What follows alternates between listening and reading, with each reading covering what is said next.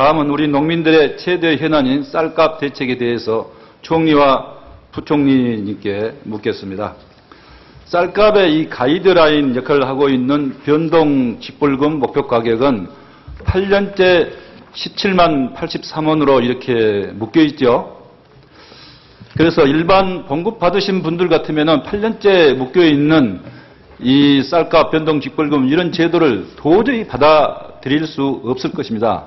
그래서 농민들의 희생만 강요할 것이 아니라 이 8년째 묶여 있는 이 쌀값 변동 직불금 목표 가격을 농민들의 어느 정도 합당한 뜻에 합당하게 대폭 인상하는 것이 사회적 정의에 합당한 일이다 이렇게 생각을 하는데 총리께서도 그렇게 생각하시죠?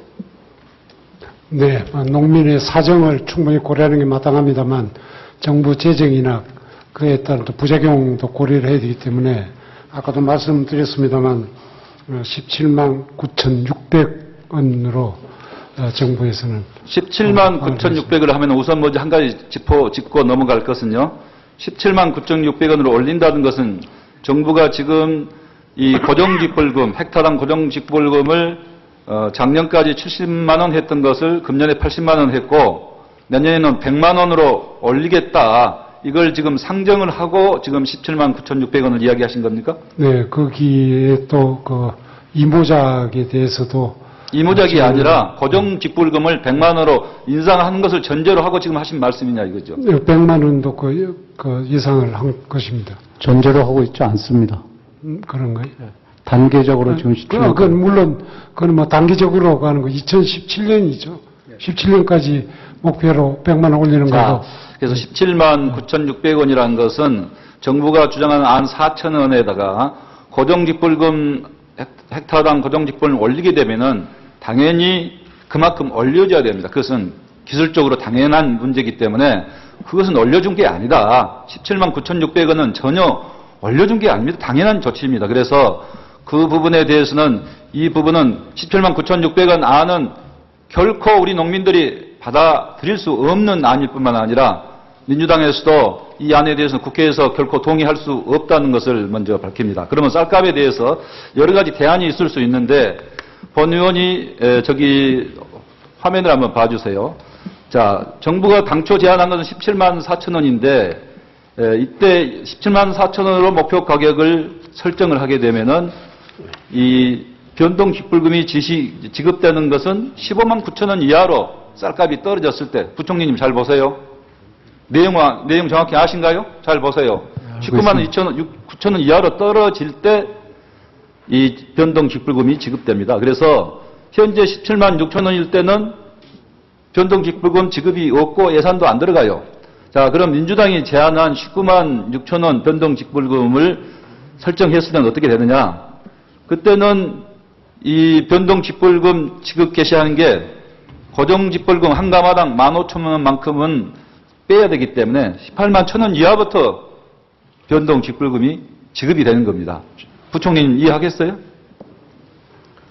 간단히 답변해서 이해하시겠냐고요? 예, 알고 있습니다. 바로 그러면은 때문에 제가 설명을 할 게 시간이 없기 때문에 그래서 현재 쌀값 17만 6천 원일 때는 그러면 변동 직불금이 얼마나 나가게 되느냐?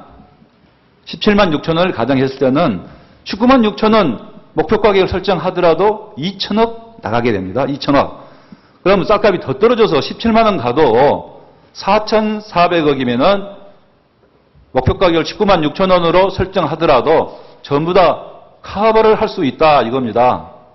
자, 그런데 이제 세 번째는 8년간 물가 상승률을 감안했을 때는 사실은 21만 7천 원이 돼야 되거든요. 그래서 21만 7천 원 법안을 당초에 민주당에서 냈는데 이랬을 때는 20만 2천 원부터 변동 직불금이 지급돼야 되고 현재 쌀값에서는 전체 지급 예산이 1조 400억이 들어가요. 그래서 정부가 말하는 재정 부담이 된다 할 수 있어요. 그래서 야당에서 민주당에서도 이런 것을 감안해서 이 절충안을 19만 6천 원 안을 낸 거예요. 그런데 정부는 지금까지 6개월간 허송세월 하다가 오늘 총리께서 17만 9,600원 안을 내놓으셨지만은 이것은 너무나 농민의 뜻에 그동안 물가 상승률이나 여러 가지를 감안했을 때 너무나 턱없이 부족하다.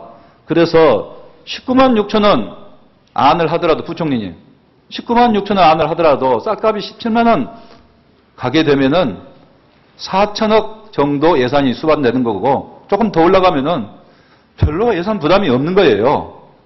그런데도 이 19만 6천 원 안을 결코 받아들일 수 없고 고작 9,600원 올리겠다는 게 이게 농민들이 받아들일 수 있는 거냐 이거죠.